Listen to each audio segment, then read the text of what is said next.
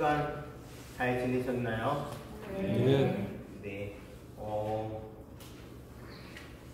날씨가 갑자기 추워졌습니다. 영하 5도라고 하죠? 아닌가요? 대구는 좀 위인가요? 영하 3도인가요? 4도인가요? 영하 5도나 영하 4도나 중앙 영하 8도입니다. 네, 기본적으로 밑에보다 한 4도가 낮아요. 그런데 생각보다 그렇게 춥진 않더라고요. 바람이 심하게 불면 좀 춥지만 바람이 심하게 불지 않으면 희한하대요. 태양이 아래보다 더 가까이 있어요. 산꼭대기에 있으니까 태양이 위에 있잖아요. 그 오히려 태양에 더 가까워서 그런지 바람만 안 불면 그 태양이 따뜻해요. 자, 제가 왜 이제 수업 시작하면서 날씨 이야기를 했냐면 그렇습니다. 우리가 이제 세상을 살다 보면은 바람을 맞을 때도 있고 또 따뜻한 햇살을 맞을 때도 있습니다. 바람을 맞을 때는 바람이 맞는 것들이 또 싫을 때가 있고요. 또 햇살이 또 싫을 때도 있고요. 또 어떨 때는 바람이 좋을 때도 있고요. 또 햇살이 좋을 때도 있습니다. 그 모든 것들 속에서 움직이지 않고서 잡아야 되는 것은 어떤 것? 바로 자기 마음이라는 거겠죠. 예전에 이런 예화가 있습니다. 한 스님이 길을 걷다가 다른 스님네 두 분이 싸우고 계시는 거예요. 왜 싸우냐고 보니까 깃발이 바람에 날리고 있었어요.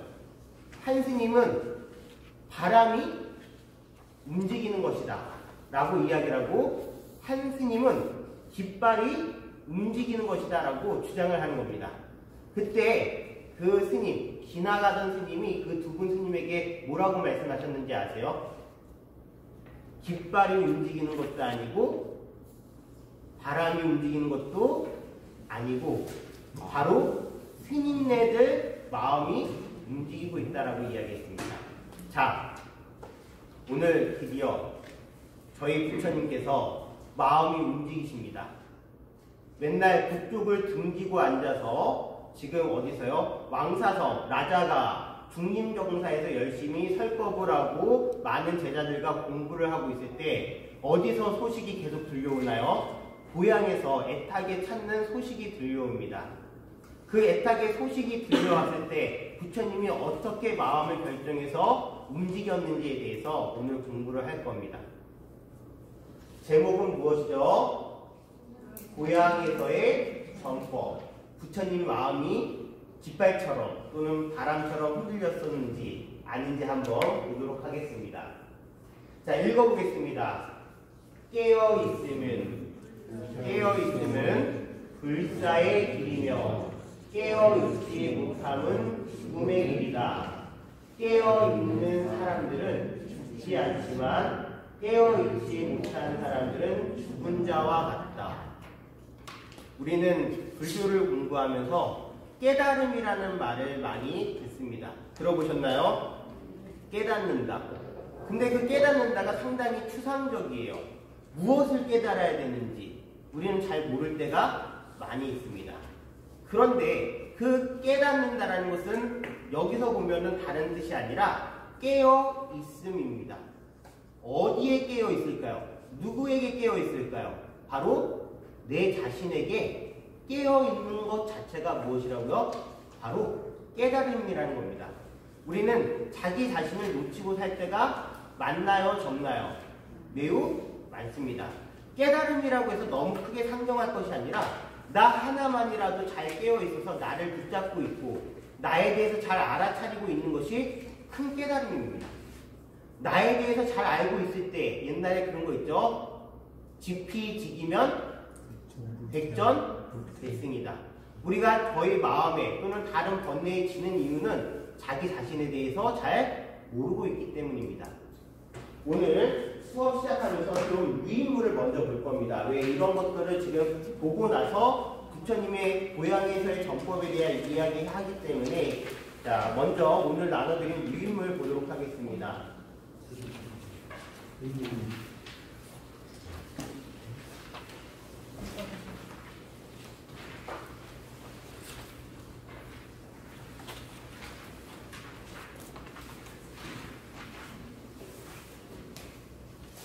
의문 다 되셨나요? 네.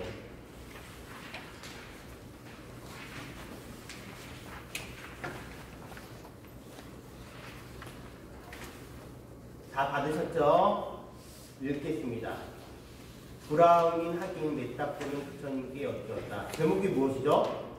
괴로움은 어디서 옵니까? 어느 날 브라운이, 지금 바람은 지금 학생인 메타포라는 분이 누구를 찾아가서 부처님을 찾아가서 여쭙니다. 근데 지금 출가한 사무는 아니죠. 그러니까 비구는 아닙니다. 다른 종파에 있는 바라문 계통의 분이에요. 그래서 부처님을 부처님이라 부르지 않고 뭐라고 부를까요? 이제 호칭을 높여서 부르는데 부처님이라고 부르진 않고 존자님께 여쭙니다. 그럽니다. 존자님께 여쭙니다. 존자님은 지혜를 통달하고 마음을 완전히 맑히신 분이라고 생각합니다. 저에게 말씀해 주십시오. 이 세상의 갖가지 괴로움은 어디서 오는 것입니까? 우리 부처님의 전공 과목이 무엇인가요? 부처님의 전공 과목. 네? 부처님의 전공 과목은 괴로움입니다. 괴로움. 괴로움을 분석해서 괴로움에서 벗어나신 분이기 때문에 전공 과목이 괴로움이에요. 네, 그래서 괴로움에 대해서 아주 잘 여쭤봤죠. 어디서 오는 것입니까? 부처님은 말씀하셨다. 맺답고요. 그대는 괴로움이 어디서 오는지를 물었다. 나 자신이 찾아낸 진리의 길을 그대에게 말하리라. 만들어낸 게 아니에요. 찾아나시고 발견하시고 우리에게 그것을 여실히 보여주신 분이세요. 모든 종류의 괴로움은 어디에서 온다고요? 근본적인 집착에서 온대요. 여러분들, 우리가 우리 자신에 대해서 깨어있지 못한 이유가 뭐 때문일까요? 내 자신에 대해서 내가 깨어있지 못하는 거 뭐 때문일까요? 정신없어서요? 그 정신없는 거 어디서 올까요? 집착에서 오는 거예요. 우리가 어떤 생각이 계속 일어나죠. 무언가를 하면서도 한 번 일어난 생각이 계속 집착을 하기 때문에 내 자신에 대해서 깨어있지 못해요. 어떤 사람에 대한 분노가 일어나면요. 지금 내가 밥을 먹으면서도 지금 뭐하죠? 밥이 코로 넘어가는지 입으로 넘어가는지 누구랑 얘기하는지도 모르고 뭐 생각해요? 분노의 대상을 생각해요. 그것도 일종의 무엇이죠? 바로 집착이에요. 그리고 모든 괴로움은 거기서 와요. 깨어있지 못함은 집착에서 오고 또 집착은 괴로움을 만드는 거예요. 이런 이치를 모르는 사람은 집착을 하게 되고 어리석은 자는 계속해서 괴로움을 겪게 된다. 깨어있다라는 거, 깨닫는 분이라는 거는 지혜 있는 분이에요. 우리가 어리석기 때문에 집착을 놓아버리지 못하고 계속 거기에 굴레에 빠져들어서 무엇을 계속 만들어내고 있다는 거죠? 괴로움을 만들어내고 있다는 거예요. 그러므로 괴로움이 어디서 일어나는지를 보는 사람은 집착을 해서는 안 된다. 존자님은 분명한 대답을 주셨습니다. 존자님께 여쭙니다. 저에게 말씀하여 주십시오. 그러면 어떻게 지혜로운 사람은 피안이라는 것은 지금 여기 우리가 사는 곳을 이쪽 언덕이라고 해서 차안이라고 합니다. 이쪽 언덕을 다른 말로라고 얘기하면은 사바세계, 즉 고통을 감내해야 되는 곳. 그것이 우리가 사는 사바세계요. 그것을 넘어서 저기 강 건너에 있는 세계를 뭐라 그런다? 우리가 정토라고 얘기하고 불국토라고 얘기하는 고통이 없고 괴로움으로부터 벗어난 무엇이라고 한다? 저쪽 언덕, 피안이라고 이야기합니다. 자, 피안에 이릅니까? 어떻게 그들은 태어남과 늙음과 슬픔을 초월할 수 있습니까? 이것을 설명해 주십시오, 성자여. 그대의 견해는 분명하기 때문입니다. 맺답고요. 전해 들은 이야기가 아닌 내가 깨달은 진리를 그대에게 말하리라. 이 진리를 깨닫고 마음 챙김을 가지고 사는 사람은 세상의 속박을 뛰어넘을 것이다. 여기서 이 진리를 깨닫고 할 때 이 진리가 무엇일까요? 이 진리가 가리키는 것은 무엇일까요? 바로 괴로움의 발생은 무엇 때문이다? 집착 때문이다. 그것이 바로 진리예요. 그리고 부처님께서 직접 깨달으신 진리, 찾으신 진리예요. 자, 그리고 나서 그것을 깨닫고 무엇을 하래요? 무엇을? 마음 챙김을 하래요. 마음 챙긴다는 게 뭐예요? 옆 사람 챙기는 거 해봤죠? 자, 아이를 챙기는 거 해보셨어요. 그렇게 챙기는 것처럼 누구를 챙기래요? 무엇을? 내 마음을 챙기래요. 우리는 내 마음을 챙기지 않을 때가 많아요. 그냥 넘기고, 그냥 분노가 나면 분노가 나는 대로 놔두고, 그것을 다독거려서 챙기려고 하는 마음을 안 해요. 특히나 안 하는 게 무엇이죠? 내 마음을 위로하는 걸 잘 안 해요. 분노가 일어나면 결국엔 그 대상이 나중에는 누구에 대한 분노가 되냐면 나에 대한 분노가 될 때가 많아요.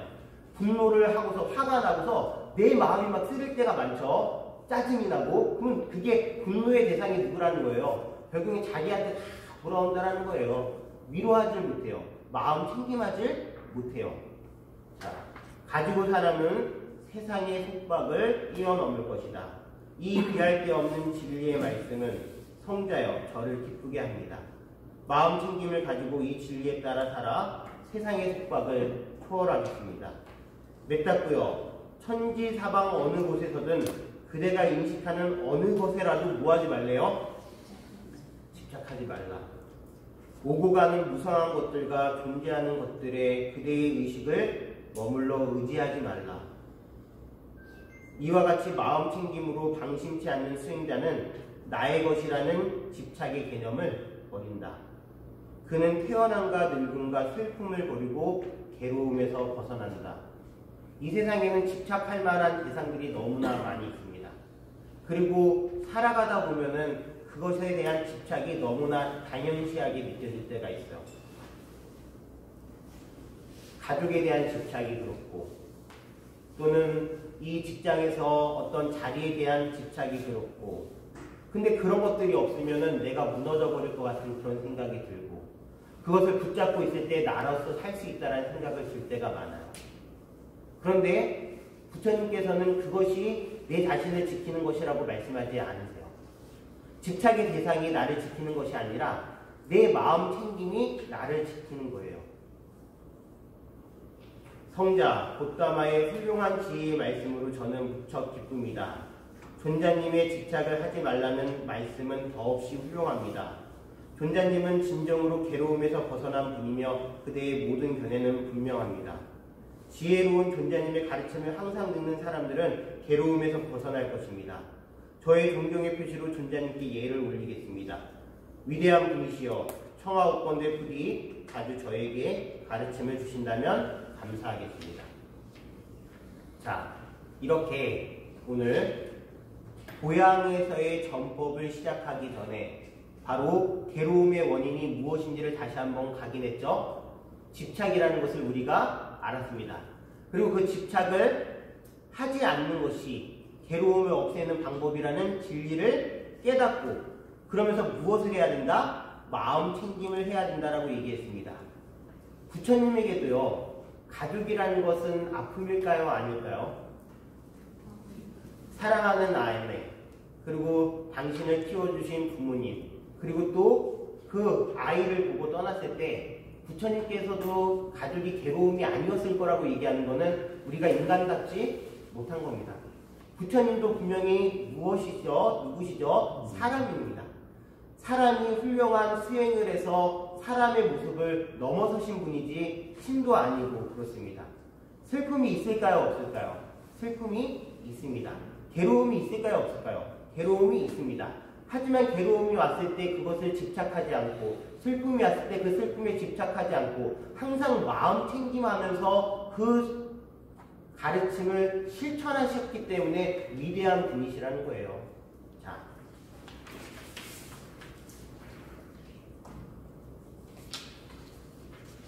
부처님께서 깨달음을 얻으시고 나자가에 가셔서 전법을 하신 지 2년이라는 시간이 지났습니다. 숫도다나원, 즉 부처님의 아버지께서는 이제 소식을 듣습니다. 당신의 아들이 위대한 성자, 즉 석가족의 깨달으신 분, 석가모니, 부처님이 되셔가지고 나자가, 즉 마가다국의 수도에서 가장 위대한 성자로서 많은 이들에게 법을 전하고 있다는 거예요. 아버지로서는 자랑스러울까요? 안 자랑스러울까요? 매우 자랑스러울 겁니다. 저희가 출가를 할 때 저희 부모님께서 많이 슬퍼하셨어요. 그쵸? 슬퍼하셨겠죠? 내놓은 자식은 아니기 때문에. 네. 거사님들 자녀분이 갑자기 출가한다 그러면 그래 가라 뭐 그러신다면 평소에 별로 정이 없는, 네, 많이 슬퍼하셨어요. 근데 1년 뒤에 저를 보고서 부모님께서 얼굴이 좋아지셨어요. 왜냐? 제가 행복해하는 모습을 보셨기 때문이요. 그리고 나서 그때 제가 잘 기억하는지 모르겠어요. 저희 부모님께서 저보고 그러셨어요. 그래, 이왕 출가했으니까 큰 스님 되라, 이렇게 말씀하셨다는 거는 부모님께서도 이제 승려의 모습을 인정하셨다는 거겠죠. 수조다나 왕께서도 이제 인정을 하신 거예요. 부처님에 대해서 위대한 성자라고. 근데 그 그리움, 아들을 보고 싶어하는 마음은 그게 끊을래야 끊을 수 있을까요? 끊을 수가 없을 거예요. 그래서 사신을 파견합니다. 많은 사신을 파견해요. 근데 사신을 파견할 때마다 이런 맹걸려 사신들이 가가지고 부처님께 말씀드리려고 하는 순간 부처님의 그 모습에 감동을 받고 부처님의 그 설법에 감명을 받아서 무엇을 하죠? 출가를 하는 거예요. 저도 비구가 되겠습니다. 이거는 하몽차사랑은 달라요. 네, 하몽차사랑은 다르고 부처님의 그 모습에 모두가 감명을 받아서 비구가 됩니다. 보내놓으면 안 오고 보내놓으면 안 오고 보내놓으면 안 옵니다. 그래서 안 되겠다 싶어가지고 이제 수조다나 왕께서 누구를 보내시냐면 부처님과 아주 친하게 지냈던 친구를 보내게 됩니다. 그 친구에게 부탁을 하게 되죠. 근데 지금 보여드릴 영상은 친구가 간 건 아닙니다. 이제 우리가 부처님 일대기를 보면서 또 드라마 보다랑은 좀 차이가 있는 부분이 있으니까 그냥 그런 줄 아시고 어떤 내용인지 잠깐 보도록 하겠습니다.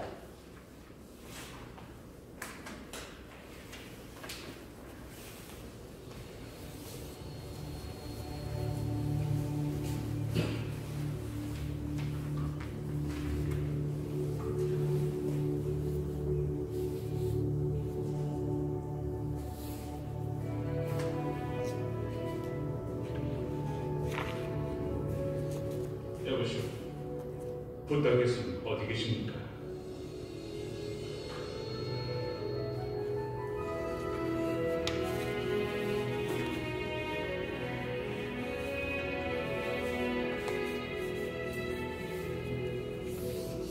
태자마마, 태자마마, 샤카스는 잡았다.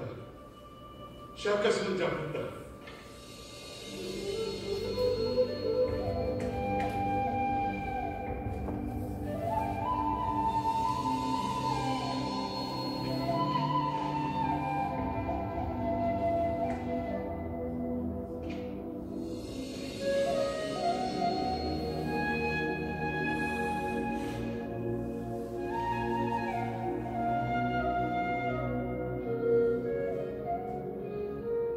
비구들이여, 여긴 내 절친한 친구 찬나. 나한테 아버지가 되신 아마티아시다. 카필라바스토의 대신이지.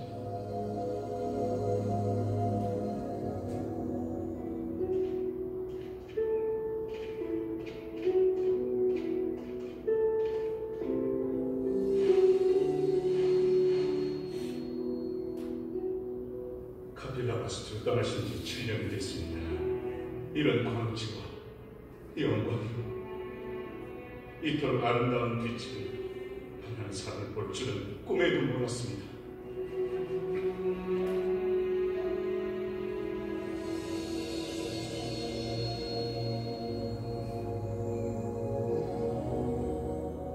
어머니와 아버지께서 잘 지내시는지요?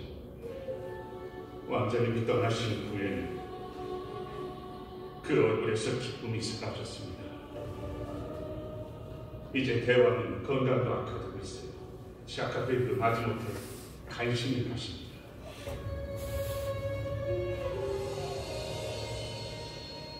이건 라울라 왕자님이 오셨습니다.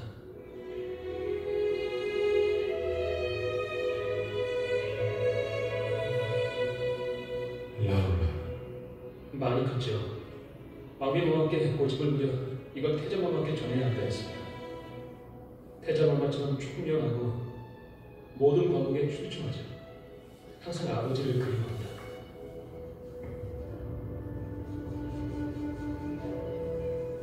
야스나라 공주는 어떤가?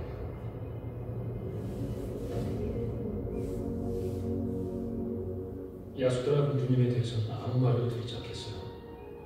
카필라바스트에 오셔서 공주님의 상태를 직접 확인하세요. 내 질문에 답을 얻으면 그 즉시 당신하고 라울라한테 돌아올게.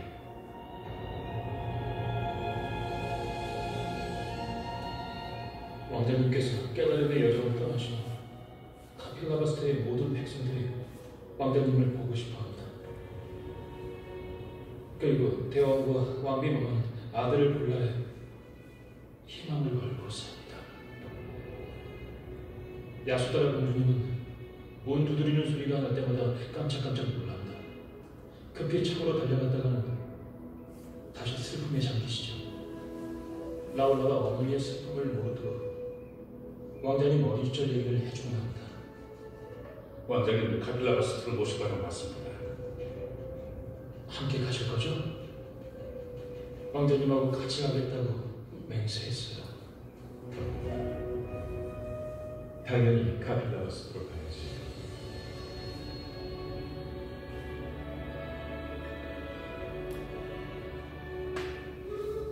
내가 당신한테 약속했죠, 야수다. 당신이 만나러 갈 거야.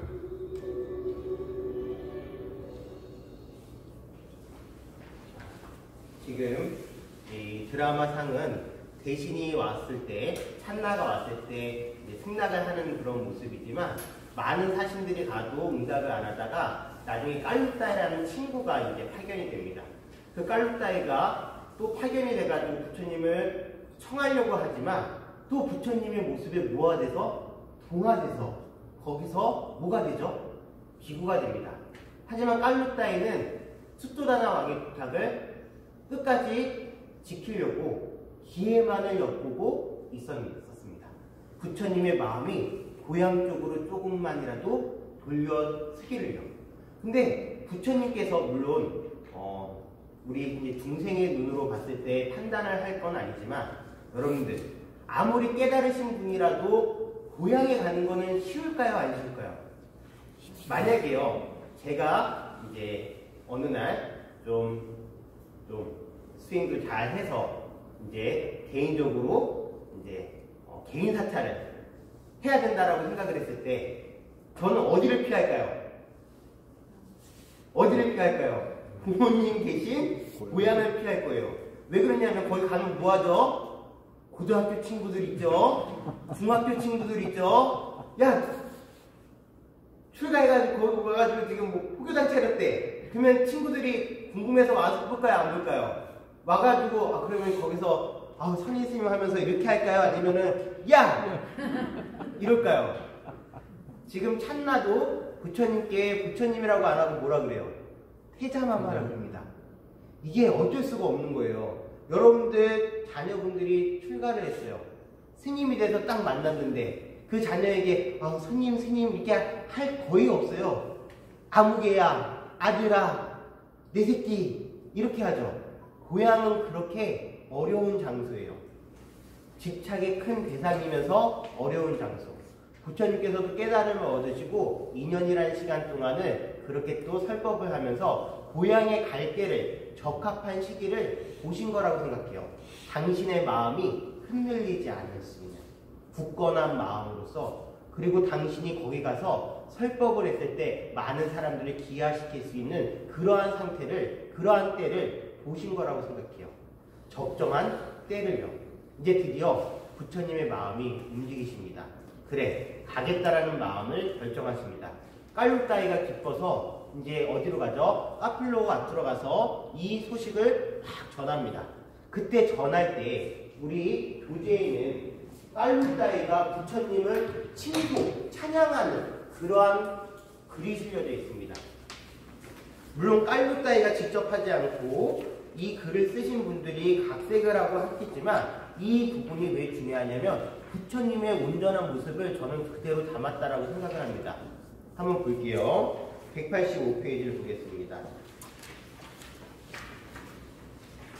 깔루따이가 이제 드디어 숫조다나 왕과 샤가족 앞에서 부처님의 위대한 모습을 얘기합니다. 인간 세계에서 온전한 깨달음 얻으신 누구요? 부처님. 인간 세계에서 온전한 깨달음 얻으신 부처님. 자, 그 다음에 부처님을 수식하는 많은 내용이 나옵니다. 바른 선정에 들어 평안을 즐기시는 분, 일체법을 초월한 집착 없는 참된 분, 사람들은 물론 신들조차 예배하는 분, 일체의 탐욕에서 희탈을 즐기시네. 금강의 암석에서 황금을 만들어내듯 온갖 속박 벗어나 평안을 즐기시네. 번뇌의 가시숲 거침없는 코끼리처럼, 허공에 뜬 태양처럼, 우뚝 솟은 봉우리처럼 커다란 권능 지니고도 모든 생명 해치지 않는 위대하고 신비로운 용과 같은 코끼리. 내 여러분에게 그분을 자랑하렵니다. 온화함과 자비로움은 그분의 앞발. 고행과 범행. 여기서 범행이라는 것은 무슨 뜻이냐면 불교 수행을 얘기하는 게 바로 범행입니다. 범행은 그분의 깃발. 믿음의 코로 진리를 탐구하고 지혜와 평정이 상아처럼 빛납니다. 온갖 가르침 가득 담긴 두둑한 배, 외떨어진 꼬리처럼 고독을 즐기는 분, 가건 서건 앉건 눕건 그 코끼리는 늘 몸과 마음이 선정에 든답니다.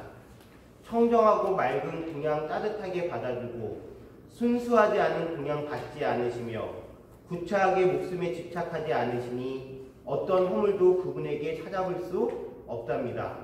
온갖 번뇌 끊어 없애고 일체 속박 벗어나 자유롭게 논일며 구속되지 않는 분, 세상에 태어나 이 세상에 살면서도 어떤 욕심에도 물들지 않는 분, 새하얀 저 연꽃과 같답니다. 부드러운 향기의 사랑스러운 빛깔, 더러운 물에서 나고 그 물에서 자라도 물과 지능의 더러움에 물들지 않는답니다.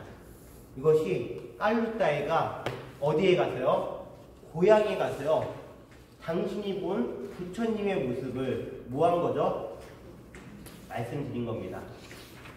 저는 왜 이것을 깊은 의미로 받아들이냐면 부처님께서 먼저 오셨을 때 솔직히 그래요. 행색이 초라할까요? 안 초라할까요? 부처님은 무슨 옷을 입으셨죠? 분소위를 입으셨습니다.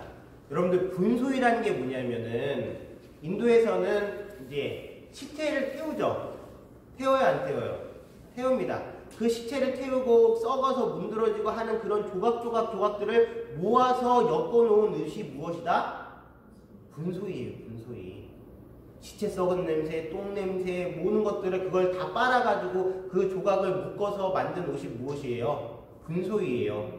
그 분소위를 입으신 부처님, 진흙바로 하나를 들으신 그 부처님이 고향에 오시면은요, 많은 샤가족들이 실망을 할까요, 안 할까요?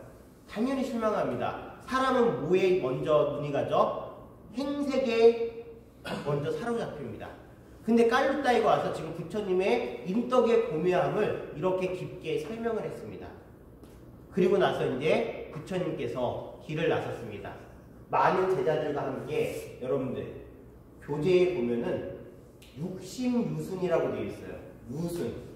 유순이라는 것은 인도의 숫자 단위인데, 거리 단위인데 그게 어느 정도냐 되면은 40리가 됩니다. 40리. 1유순이 몇리다? 40리. 여러분들 40리면 몇 킬로예요? 40리 몇 킬로예요? 10킬로인가 그럴 겁니다. 16킬로인가요? 네, 16킬로인가. 그럼 거기에다가 곱하기 600을 해보세요. 60을 해보세요. 그러면 몇 킬로예요? 한 700킬로가 넘죠. 우리나라가 이 몇 킬로가 행단이 되죠? 이렇게 종단인가? 몇 킬로예요? 어마어마한 거리예요. 제가 숫자 단위로 낮아가지고 그 어마어마한 거리를 걸어서 오세요. 차가 있는 게 아니에요. 지금 밑으로 계속 그 카필라와트를 지나서 말라라는 나라를 지나서 그 다음 마가다국에 와서 설법을 하고 계시고 깨달음을 얻으셨죠. 자, 다시 그것을 거꾸로 올라가는 거예요. 60유순이나 되는 거리를 2달을 꼬박 걸으신 거예요. 그래서 고향에 도착하셨습니다. 우리가 생각하는 것처럼 고향 간다고 KTX 타는 게 절대로 아닙니다. 고향 가는 길조차도 수행이고 고행입니다. 그래서 고향에 드디어 도착을 했습니다. 자, 고향에 도착했습니다. 사람들은 이미 누구한테요? 깔루따이한테요. 부처님의 위대한 모습을 다 설명을 받았습니다. 이게 또 문제가 되는 거예요. 그러면 당연히 사람들은 그 위대한 모습과 많은 제자들이 있다는 걸 보고서 화려한 모습을 생각할까요? 안 할까요? 화려한 모습을 생각합니다. 특히 샤카족은 자존심이 매우 강한 크샤트리아 종족이에요. 크샤트리아 종족은 무슨 종족이죠? 귀족, 왕족 계통입니다. 땅에 따라서 부와 권력과 명예와 화려함과 그런 걸 추구하는 종족이에요. 그런데 부처님께서 드디어 카필라와트에 들어섰습니다. 근데 바로 성으로 가는 것도 아니고 이 제자들과 함께 한적한 숲을 찾아서 가십니다. 니구로다 숲으로 들어가세요. 수조다나왕은 누구만을 기다리고 있죠? 누구만을 기다리고 있죠? 부처님만을, 당신의 아들만을 손꼽아 기다리고 있는데 아들이 성으로 바로 오지 않고 왕국으로 바로 오지 않고 어디로 갔다고요? 제자들을 데리고 니구로다 숲으로 가는 겁니다. 아버지가 급한 마음에 기다리고 있을까요? 달려갈까요? 달려갈 겁니다.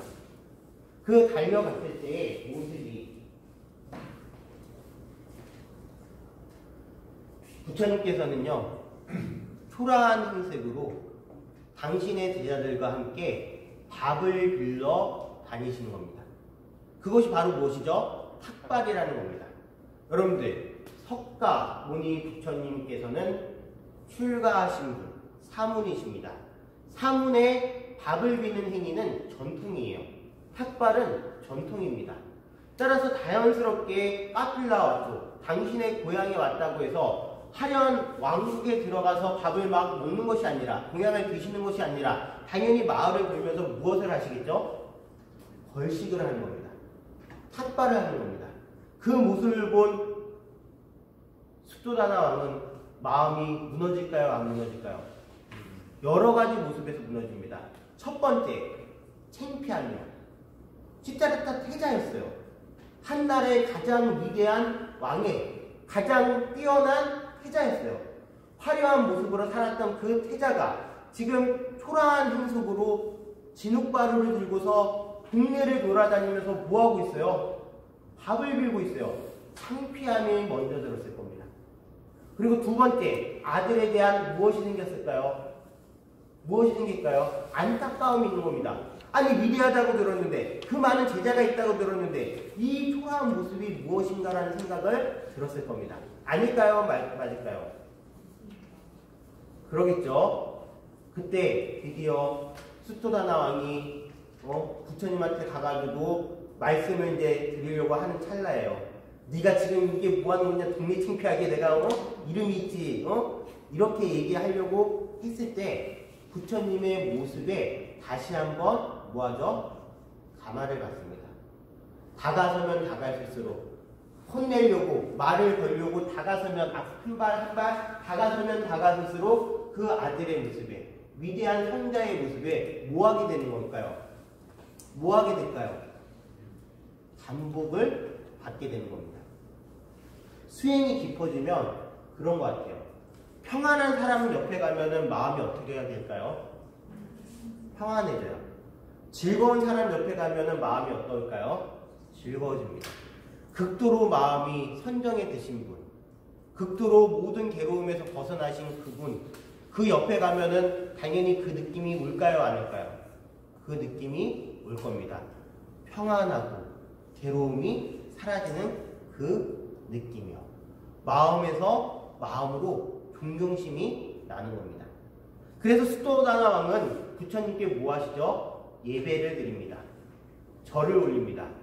예전에 한번 우리 수도다나 왕께서 당신의 아들에게 예경을 드린 적이 있어요. 그게 언제였죠? 농경제 때 이 시타르타 태자가 어떤 모습을? 농부들이 힘들게 일하는 모습을 보다가 거기에 막 진절머리가 나서 숲으로 도망을 치죠. 그런 다음에 장구나무 아래에 가지고 무엇을 드시나요? 선정에 들었을 때 그것을 본 수도다나 왕이 아기 어린 시타르타 태자한테 무엇을 하죠? 예배를 드립니다. 그리고 나서 드디어 두 번째 예배입니다.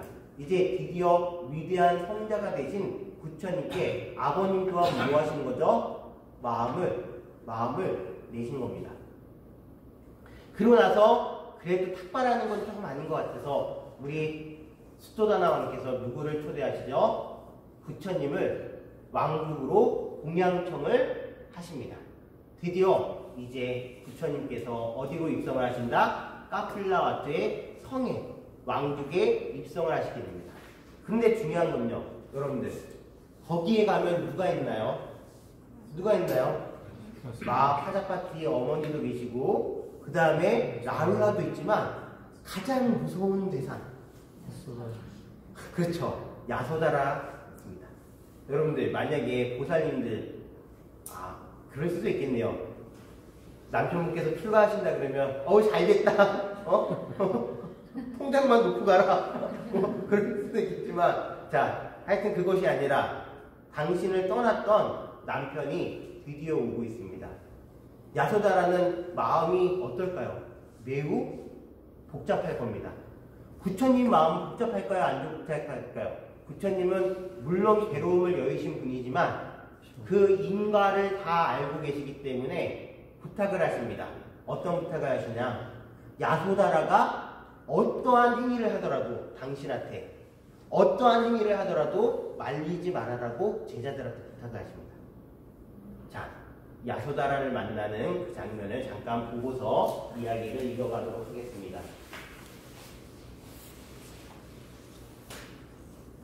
지금 제가 일부러 이 영상을 이렇게 지금 보면 화면이 여러 얼굴들이 모습이 겹쳐져 있죠? 지금 제가 왜 그렇게 해놨냐면 부처님의 시선이 그렇게 많은 가족들을 보면서 아마 그러한 모습을 보지 않았을까라는 생각에 이 장면을 캡처를 해가지고 했습니다.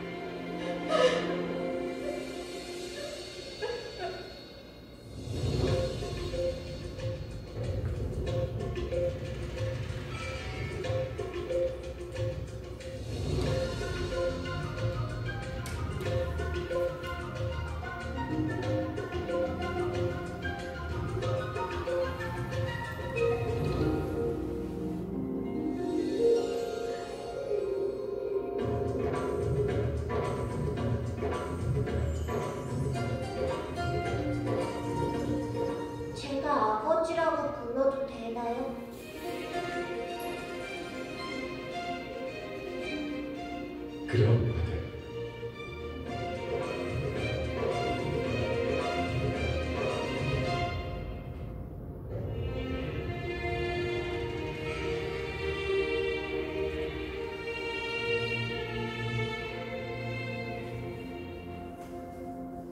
저를 잊으셨나요? 내 아들 라우라를 못 지키겠소.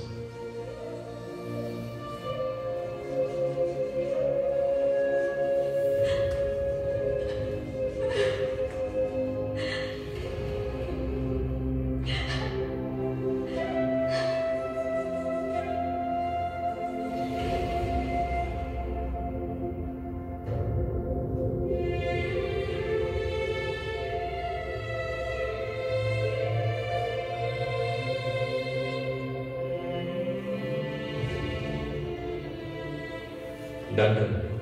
난다는 곳 도착할 거야. 네가 온다고 알려놨어. 야소다라군요. 방에 있다. 오지 않겠다는구나. 아니, 제가 야소다라한테 가야 해요. 고통과 아픔을 준 사람, 저니까.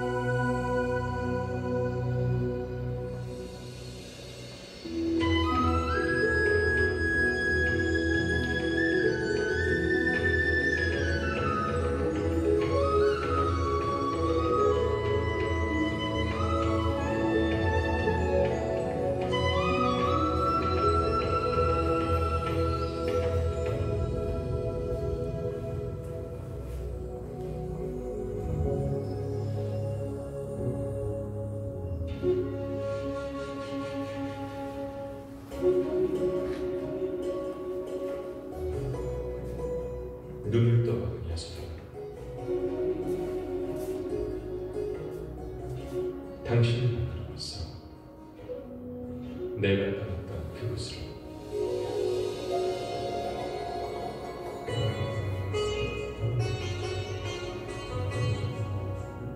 당신한테 했던 약속을 지켜.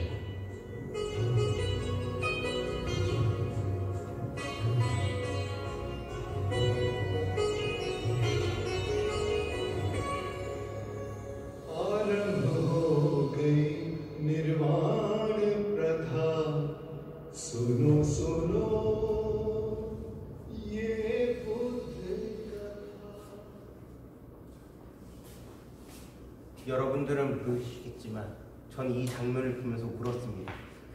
왜 울었을까요? 야소다라라는 분은요, 지금 평생을 누굴 기다리면서 산 거죠? 당신의 남편을 기다리고 산 거예요. 위대한 성자를 기다리는 걸까요? 당신의 남편을 기다리는 건가요? 당신의 남편을 기다린 겁니다. 재회할 때도, 다시 만날 때도 누구를 만나길 원한 거죠? 당신 남편을 만나길 원하는 건데, 지금 야소다라의 그 시선이 부처님의 아래서부터 위로 계속 올라오는 그 모습이 찐으로 잡혔어요. 그런데 당신의 남편은 오지 않았어요. 누가 온 거죠? 부처님이 오신 거예요. 그 마음속에는 대단한 체념과 실망과 막 애환이 다 담겨 있을 겁니다. 이제 드디어 부처님께서 고향에서의 활동이 시작이 됩니다. 만나야 될 사람들을 다 만났습니다.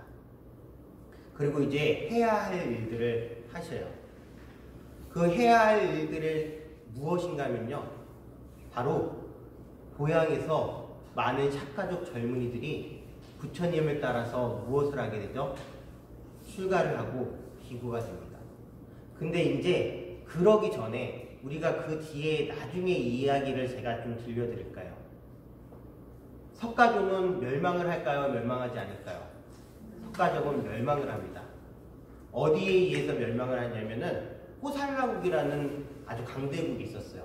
그 호살라국의 강대국에 파세나디 왕이라는 분이 있는데 그분이 나중에 석가모니 부처님의 사촌 여동생과 결혼을 하게 돼요. 근데 이제 이 사이에서 어떤 문제가 일어나냐면 그게 이제 누구냐면 마하나마라는 분이 좀 복잡한 관계예요. 이제 노예랑 사랑을 나눠가지고 낳은 아이, 일종의 이제 노예를 그 소녀를 공주라고 속여가지고 파세나니가 왔을 때 시집을 보내요. 근데 그 신분 관계가 드러나지 않다가 나중에 이 둘 사이에서 낳은 아이 이름이 유리입니다. 유리라는 그러한 태자가, 그러한 그 왕자가 샤카족에 놀러 왔을 때 샤카족 사람들이 조롱을 하는 겁니다. 노예 신분 주제에. 거기서 신분을 알고서 자기가 천대받았다는 걸 알고서 결국엔 어떻게 하냐면 힘을 키워서 호살라국의 왕이 됩니다. 그리고 누구를 치러 오죠? 샤카족을 치러 옵니다. 샤카족은 멸망을 합니다. 많은 사람들이 죽습니다. 아주 큰 죽음이 있는데 그 전에 부처님은 그 모든 인간을 보시고 결국에는 당신의 사랑하는 가족들을 먼저 당신한테 출가시킨 그러한 슬픈 사연을 저는 스스로 생각을 합니다. 왜 그 많은 샷가족들을 부처님께 출가를 시켰냐면은 바로 가족들을 지키기 위해서 나중에 인가가 있을 것을 보시고 저는 그랬다라고 생각을 하는데요. 어떤 젊은이들이 출가를 하는지 보도록 하겠습니다. 자, 우선 여기 오른쪽 그림을 보도록 할게요. 많은 크샤트리아, 샤카족 젊은이들이 있습니다. 그 중에 가장 먼저 어떤 분이 있었냐면 부처님의 이복동생이에요. 부처님의 이복동생이라면 누구의 아들일까요? 누구의 아들? 마하파자파티. 당신의 이모면서 양부가 낳은 난다라는 분이 결혼하는 날이었습니다. 그 난다는 이름이 난다예요. 난다라는 이름이 무슨 뜻이냐면 빼어나다라는 뜻이에요. 인물도 빼어나기 때문에 이름이 난다예요. 근데 중요한 거는 이 난다의 부인 또한 엄청 이쁜 거예요. 이 샤카족에서 제일 이쁜 여성과 결혼하는 날이었습니다. 부처님께서 진흙바루를 들시고 초라한 모습으로 결혼식장에 나타나셨어요. 난다가 창피한 겁니다. 지금까지 그렇게 위대한 태자, 하나도 남부끄럽지 않은 태자, 우리 형, 그 위대한 형이, 그 당당한 형이 초라한 모습으로 바루 하나를 들고서 자기의 결혼식장에 있는 겁니다. 그 모습이 너무 창피해가지고 부처님의 바루를 뺏어가지고요. 어떻게 했냐면 그 바루에다가 좋은 음식을 그냥 뷔페식으로 그냥 담는 거예요. 담아가지고 막 환한 모습으로 막 담고 있는데 딱 보니까 부처님이 안 계시고 저쪽 바깥으로 나가서 걷고 계신 겁니다. 그때 난다가 마음속에 후회를 하는 겁니다. 내가 우리 형을 창피했구나. 이런 무례를 저지르다니 하면서 그 바루를 들고서 부처님을 쫓아갑니다. 근데 부처님이요 멈추질 않으세요. 동네를 다 돌아다니시고 또 멈추질 않으세요. 그런 다음에 드디어 어디에 도달했느냐? 미그로다 숲에 도달하게 됩니다. 부처님을 에워싼 많은 비구들이 있습니다. 그 비구들한테 바루를 넘기려고 해도 이것은 부처님의 바루입니다. 받아주세요 하려고 하더라도 저희는 부처님의 바루를 받을 수가 없습니다라고 비구들이 얘기합니다. 결국에 어떻게 하죠? 그 바루를 들고서 결국엔 부처님한테 가게 됩니다. 그리고 그 부처님의 당당한 모습에 반하게 됩니다. 행색은 초라하지만 걸음걸이 하나하나가 너무나 선정해 드신 그 모습이 위대해 보이십니다. 마음속에 후회가 느끼는 거예요. 내가 이 위대한 형을 내 스스로 창피하다니 말도 안 된다라고 생각을 합니다. 그리고 나서 이제 부처님 곁으로 딱 가는데 부처님께서 말씀하십니다. 난다요. 비구가 되거라. 그 순간 난다가 얼떨결에 네 하게 되는 거예요. 문제는 이제 여기서 생긴 겁니다. 난다는요, 누구랑 결혼을 하려고 했다고요? 이미 결혼식도 올린 거예요. 크샤트리아, 거기 삭가족에서 가장 이쁜 여성과 결혼을 하려고 했다는 거예요. 떠나온 부인이 생각이 날까요, 안 날까요? 매일같이 부인 생각만 하는 겁니다. 매일같이요. 비구가 됐는데도 누구 생각만 한다고요? 부인 생각만 해요. 너무 이쁜 부인. 그래서 한날은요, 부처님께서 난다를 찾아갑니다. 난다요, 원숭이랑 그리고 너의 부인하고 비교했을 때 누가 더 이쁘냐? 그러니까 당연히 뭐라 그러죠? 저의 부인이 더 이쁩니다. 그때 부처님께서 신통력을 부려서 난다를 어디로 데려가시냐면 천상세계로 데려가십니다. 천상세계 갔더니 누가 있나요? 천녀들이 있는 거예요. 난다가 천녀들을 보고 왔어요. 부처님께서 여쭤보십니다. 난다야, 네 각시가 이쁘냐? 천녀가 이쁘냐? 천녀가 이쁜데요? 네가 수행만 열심히 하면 천상에 태어나서 이제 천녀랑 결혼할 수 있을 것이다 라는 얘기를 듣고서 난다가 뭐하죠? 열심히 공부하려는 마음을 갖습니다. 남자는 좀 나쁜. 네. 근데 이제 중요한 거는 그것을 부처님께서 장로들이 있는 데에서 난다에 대한 그 이야기를 들려주세요. 난다가 그 이야기를 듣고서 장로한테 그 얘기를 하는 모습을 보고서 당신 스스로 무엇이 느껴지죠? 거기에 색에 빠졌던 창피함을 느낍니다. 그래서 난다는 감각기관을 잘 절제하는 가장 뛰어난 수행자가 됩니다. 당신이 감각기관을 잘 제어하지 못했음을 알죠. 자, 난다라는 분이 출가를 했습니다. 참 대단하죠, 부처님. 그 나라의 태자, 다음 왕이가 될 당신의 동생을 뭐 한 거예요? 아버지랑 어머니한테 뺏은 거예요. 그 상실감이 클까요, 안 클까요? 큽니다. 그런데 문제는 더더군다나 또 생겼습니다. 이제는요, 야소다라가 라울라에게 얘기를 합니다. 너의 아버지는 부자다. 너의 아버지는 크신 인물이다. 네가 가가지고 아버지에게 유산상속을 해달라고 얘기하거라. 라울라가요, 아버지를 찾아갑니다. 누구죠, 아버지가? 부처님을 찾아갑니다. 부처님을 찾아가가지고 뭐하죠? 이제 얘기합니다. 어머니가 시킨 대로. 아버지, 유산상속이요. 유산상속 해주세요. 그랬더니 부처님께서 뭐 하실까요? 돈을 줄까요? 왕위를 줄까요? 부처님께서 유산상속할 수 있는 게 뭐예요? 바로 법이라는 겁니다. 그래서 그 옆에 있는 누구 같아요? 누구 같아요? 바로 사리부타한테 라울라를 뭐하라 그러죠? 머리를 깎이라 그럽니다. 그리고 라울라는요, 부처님이 10대 제자라고 우리가 알고 있지만 정확하게는 누구의 제자인가요? 사리부타의 제자입니다. 사리부타가 화상이 된 겁니다. 그래서 부처님께서는 누구한테 라울라를 출가시켰다? 사리부타한테 출가시켰습니다. 이제 난리가 난 겁니다. 누가 난리가 났을까요? 숫도다나 왕이 난리가 났습니다. 네가 간 것도 모자라서 왕위를 물려받을 네 동생들을 데려가. 이제는 핏덩이 같은 그 제일 애지중지하고 가장 사랑을 많이 줬던 누구를 빼어서 갔다? 라울라를 빼어서 갔다 하면서 이제 거기서 데려올 수는 없으니까 뭐하죠? 부탁을 합니다. 어떤 부탁을 하냐면 부처님이시여, 이제 성년이 되지 않은 사람이, 즉 아이들이 출가를 해서 수행을 하길 원한다면 꼭 누구의 허락을 받고서 출가를 시키라고요? 부모님의 허락을 받고서 출가를 시키라고 부탁을 합니다. 이렇게 하나 둘 출가를 하게 되죠. 자, 190페이지 보겠습니다.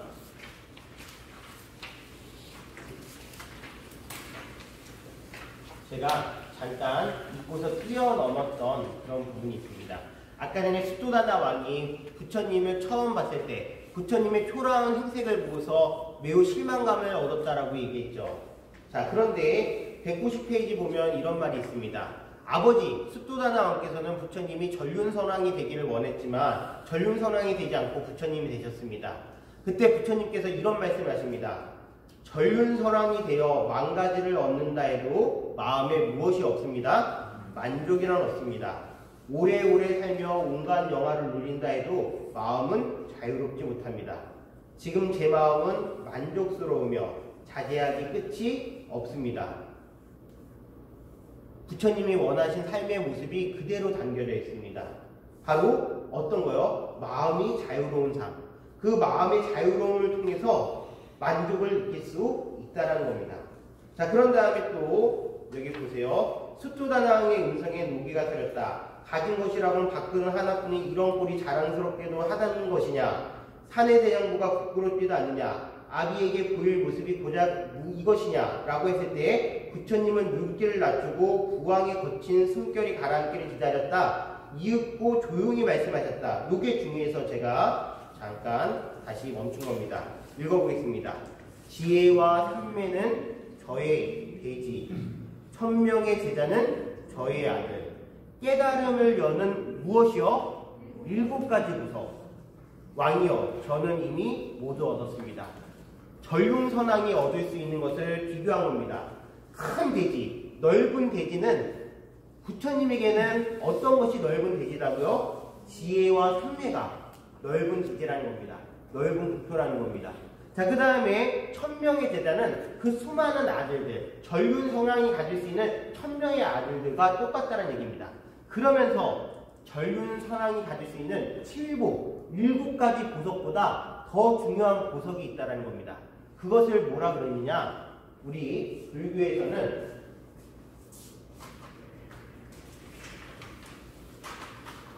깨달음을 얻는데 7가지 보석이 있습니다. 그걸 뭐라 그러냐면 7가지락입니다. 7가지.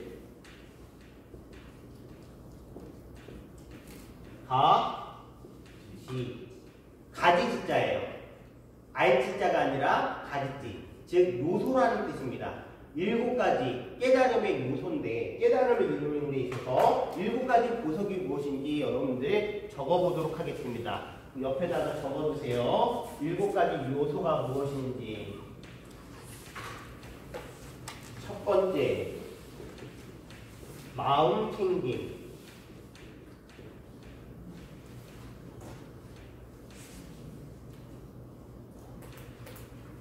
자, 그 다음에 2번째, 법에 대한 고찰.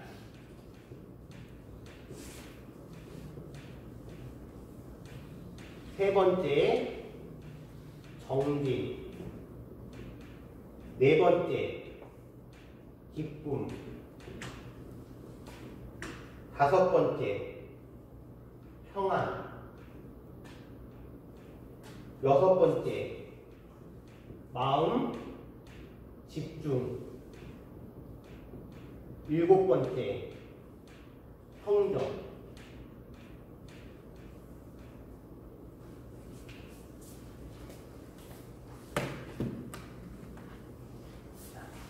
깨달음을 얻는데 7가지 방법이 있대요. 우리를 도와주는 요소예요. 무엇이라고요? 첫 번째, 마음 챙김이요. 2번째 무엇이요? 법에 대한 고찰이요. 3번째 무엇이요? 정진이요. 4번째 무엇이요? 기쁨이요. 5번째 무엇이요? 평안이요. 6번째 무엇이요? 마음 집중이요. 7번째 무엇이요? 자, 이게 하나하나 떨어져 있는 것 같이는 보이지만 다 연결되어 있는 겁니다. 마음 챙김, 즉 산란한 내 마음을, 나라는 사람을 잘 들여다봄으로써 그 마음 챙김이 됐을 때 진리에 대한 고찰이, 즉 괴로움에 대한 고찰이 생길까요? 안 생길까요? 괴로움에 대한 고찰을 할 수 있는 겁니다. 집착에 대한 고찰을 할 수 있는 겁니다. 그것을 열심히 뭐 해야 되죠? 정진을 하게 되면 그 정진을 통해서 어떤 일이요? 법에 대한 한의심이 일어나고요. 그 법에 대한 한의심을 통해서 무엇이? 마음의 평안이 일어나고 그 평안에 대해서 뭐 하는 거죠? 집중하는 거예요. 다른 거에 집중하는 게 아니라 그 평안한 마음에 대한 집중을 했을 때 무엇이 이루어진다? 모든 번뇌로부터의 벗어나 평정이 이루어진다는 얘기예요. 이것이 우리 부처님이 가지고 있는 7가지 보물이라는 겁니다. 이해하셨나요? 근데 여러분들 이거를 분명히 말씀드려도요, 우리, 이게 또 솔직히 죄송해요. 불자님들의 문제점이 뭐냐면, 이것을 듣고도 또 뭐하죠? 반복되는 욕심을 내서 거기에 집착을 하고, 그걸 이루려고 막 해가지고, 거기서 뭘 하죠? 괴로움을 만들어내고 있어요. 그러면서 이 얘기를 또 듣고 나서는, 뭐 그게 그렇지 하면서도 또 다시 욕심을 내고, 집착을 하고, 또 괴로움을 만들어내고 있어요. 참으로 물론 그럴 수 있어요. 이거 뭐 아무나 하나? 하지만 우리 이거 공부하려고 하는 거지 욕심내서 그걸 이루려고 하는 공부를 하고 있는 건 절대로 아니라는 것을 우리 스스로 각인을 시켜야 돼요. 부처님이 우리에게 주신 보물은요, 로또도 아니고 일확천금도 아니고 이 보물을 우리에게 주셨어요. 고스란히. 자, 왕이여, 저는 이미 모두 얻었습니다. 자, 여기 중요한 부분이고, 자, 넘길게요. 자, 193페이지를 또 보도록 할게요. 자, 제가 뛰어넘었던 부분들을 잠깐 다시 점검하고 가도록 하겠습니다. 자, 여기 이제 부처님께서 숫소다나 왕과 만났을 때 또 이야기하는 내용입니다. 부처님께서 조용히 말씀하시죠. 뭐라고 말씀하시냐면 193페이지에 일어나 방일치 말고 선행을 닦으십시오. 법을 행하면 무엇합니다? 안락합니다. 어디에서나 이승에서나 저승에서나. 여러분들, 우리는 행복하고 안락한 방법에 대해서 많이 모르는 경우가 있어요. 하지만 부처님께서는 분명히 말씀하셨어요. 뭐 하면 된다고요? 선행을 하면 지금 이 살아있을 때나 죽어있을 때나 뭐 하다고요? 마음의 안락을 가질 수 있다고요. 자, 그 다음에 193페이지 이어서 비교하는 말이 나오죠. 선행을 닦고 악행을 짓지 말아야 합니다. 법을 행하면 안락합니다. 이승에서나 저승에서나. 부처님이 계속 강조하시고 있는 것은 안락한 마음을 위해서 선을 행하라는 그러한 이야기입니다. 자, 그 다음에 195페이지 보도록 하겠습니다. 중요한 부분들을 다시 한번 점검하는 그 부분입니다. 195페이지에 또 이런 내용이 나옵니다. 홀로 살면서 방일하지 않는 성자, 비난과 칭찬에 흔들리지 않나니 소리에 놀라지 않는 사자처럼 그물에 걸리지 않는 바람처럼 진흙에 물들지 않는 연꽃처럼 남에게 이끌리지 않고 이끄느니 현명한 이들은 그를 성자로 합니다. 자, 부처님께서는요, 당신의 가족들에게 왔을 때 가족사에 대한 애환에 빠져서 있는 것이 아닙니다. 가족들을 만날 때마다 무엇을 계속 전하고 있는 거죠? 당신이 깨달으신 진리와 당신의 길을 말씀하고 있는 겁니다. 이것이 가능한 이유는 무엇 때문에 가능할까요? 당신이 깨달으시고 나서 당신의 마음을 굳건히 하셨기 때문에 가장 걸림이 많은 가족에게도 갔어도 그것이 흔들리지 않는 겁니다. 여러분들, 진짜로요, 이 세상에 제일 힘든 것 중에 하나가 무엇일까요?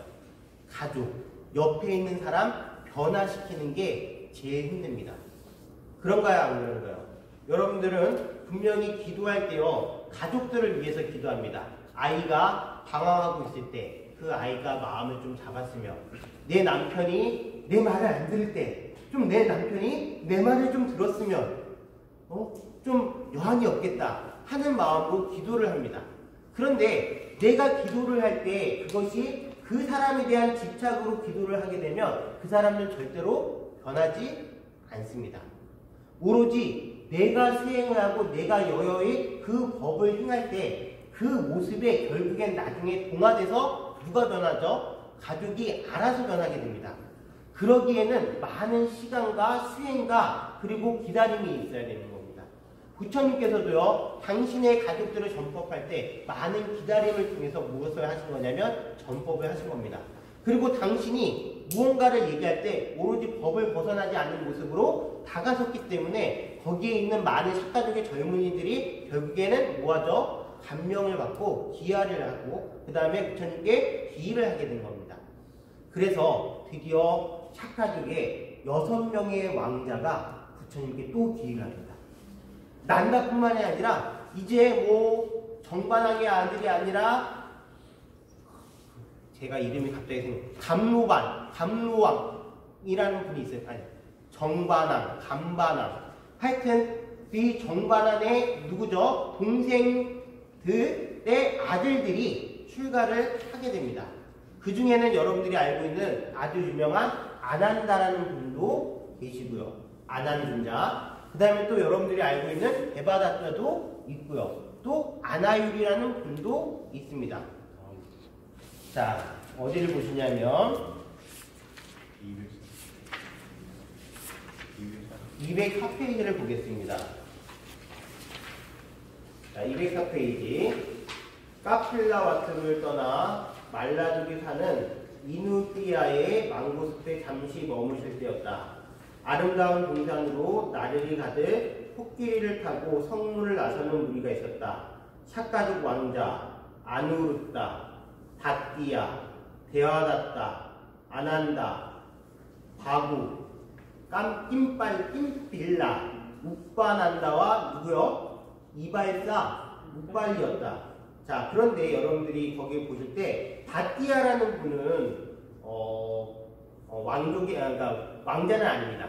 다띠아라는 분은 대신이에요. 대신. 이분까지 포함해서 7명의 샤카족의 귀족들과 그 다음에 이발사인 우빨리가 출가를 하는 게 되는데요. 거기에 보시면은 이 아누르따라는 분을 보실게요. 아누르따는 여러분들이 알고 있는 천안제일 아나육이라는 분입니다. 아누르따는 형이 마하나마라는 분이에요. 아누르따의 형이 마하나마라는 분인데, 자, 여러분들 보실게요. 부처님께서 이제 왕위를 계승할 수가 없어요. 게다가 왕위를 계승해야 하는 누구를 데려갔죠? 난다를 데려갔어요. 그러면 이제 습도다나왕, 정반왕의 아들 중에는 왕위를 계승할 사람이 있어요? 없어요? 없어요. 그쵸? 그래서 당신 동생의 누가요? 아들이 이제 왕위를 계승해야 돼요. 그 중에 마하나라는 분이 있어요. 이 마하나마라는 분은 매우 총명한 분이시에요. 나중에 석가족을 지키기 위해서 당신이 희생을 하세요. 근데 문제는 당신이 출가를 하고 싶었는데 당신은 출가를 할 수가 없어요. 왜냐?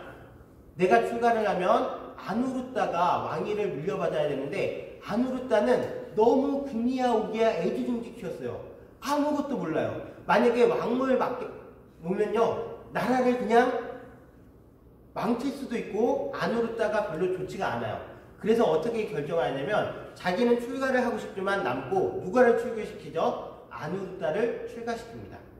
아누르따는 천성이 좀 게으르고 너무 잘 살았어요. 그래서 진짜 공부하기를 너무 싫어한 거예요. 어느 날 살법하는 시간이었습니다. 아누르따가 또 꾸벅 조는 거예요. 많은 대중들 앞에서 부처님께서 아누르따를 질책을 하십니다. 아누르따요, 너 지금 출가해가지고 그렇게 게으른 모습으로 맨날 살법하는데 조냐?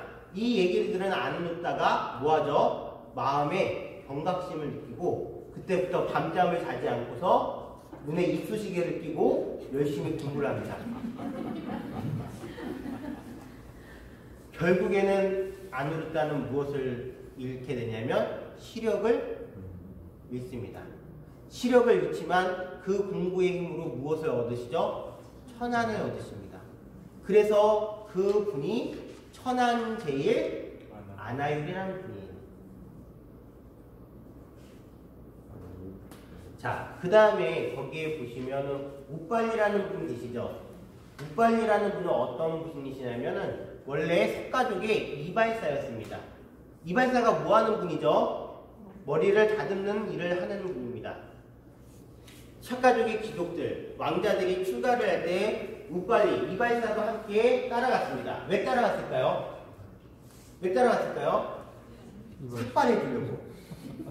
그렇죠. 출가하려면 뭐 해야 되죠? 삭발해 줘야 되는데 삭발해 주려고 따라갔는데 우빨리가 이제 따라갔다가 이제 샤카족의 왕들이 우빨리에게 자기가 갖고 있는 폐물들을 다 건네주고서 가지고서 다시 고향으로 가라고 합니다. 근데 우빨리도요 무엇을 하고 싶어 하는 거죠? 출가해서 비구가 되고 싶은 겁니다. 그래서 결국엔 그 받은 폐물을, 그런 화려한 장신구들을 나무에 걸어놓고서 귀족 그 왕자들한테 와가지고 저도 출가를 하고 싶습니다라고 얘기를 합니다. 그때 부처님한테 간 왕자들이 누구를 먼저 출가시키나요? 바로 우빨리를 먼저 출가시킵니다. 그 이유가 있습니다. 부처님께서 항상 샤가족에게 경계하라고 하는 것이 있어요. 샤가족은 자만심이 너무 강하다는 겁니다. 교만심이 너무 강하다는 겁니다. 그래서 그 자만심과 교만심을 내려놓으라고 알려준 겁니다. 그래서 이 왕자들이 왜 우빨리를 먼저 출가를 시켰냐면 출가 먼저 한 사람이 무엇이 되죠? 사형이 됩니다. 그렇죠? 차제, 즉 순서가 위가 되는 거예요. 그래서 우빨리를 뭐로 모시기 위해서? 사형으로 모시기 위해서. 그래서 우빨리한테 먼저 출가를 하고 그 다음에 우빨리에게 경배를, 예배를 먼저 드리고 나서 그런 다음에 삭발을 합니다. 출가를 합니다. 교만과 자만심을 내려놓기 위해서요. 그 우빨리는요, 제단, 즉 이발을 잘했던 그 성품으로 무엇을 잘하셨냐면 계율에 대한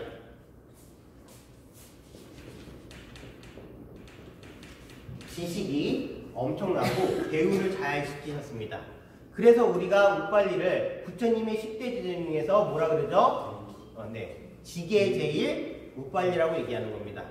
우리가 경전을 보면요, 맨 처음에 경전에서 이렇게 시작합니다. 여시 아문, 나는 이와 같이 들었다.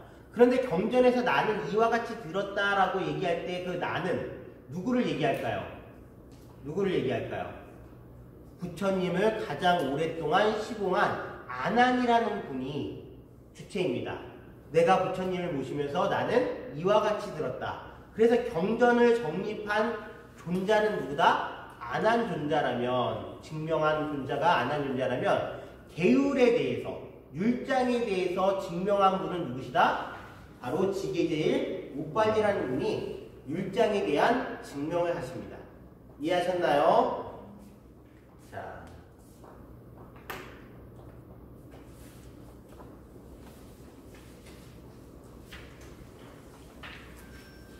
(206페이지) 볼게요. 자, 206페이지 보시면 이런 표현이 있습니다. 첫 번째, 맨 마지막 문단입니다. 나의 법은 무엇과 같다? 바다와 같다. 대해와 같다. 네. 나의 법은 바다와 같다. 바다는 수많은 강물을 거부하지 않고 모두 받아들이며 바다의 물맛은 언제나 하나이다. 그래서 부처님의 법을 뭐라고 표현하냐면 일미라고 표현합니다. 한 가지 맛이라고요. 일미.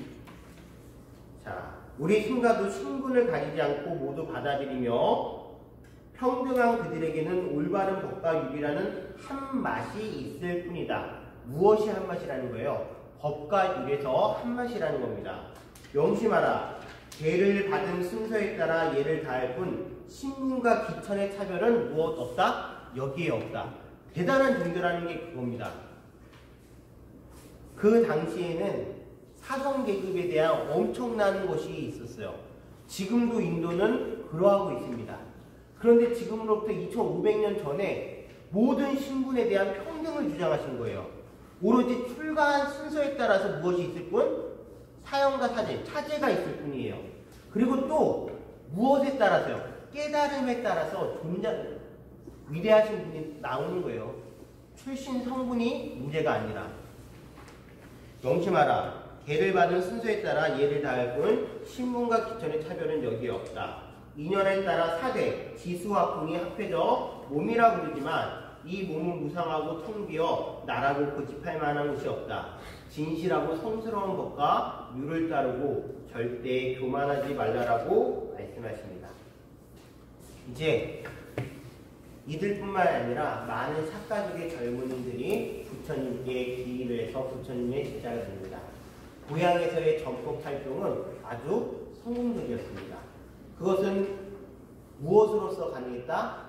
부처님의 흔들리지 않는 마음, 가족에 대한 집착하지 않는 마음, 그리고 그것이 오히려 가족을 사랑하는 마음, 자기 친족을 사랑하는 마음, 나중에 그 인연의 고리 속에서 친족을 구하는 것이었을 수도 있습니다.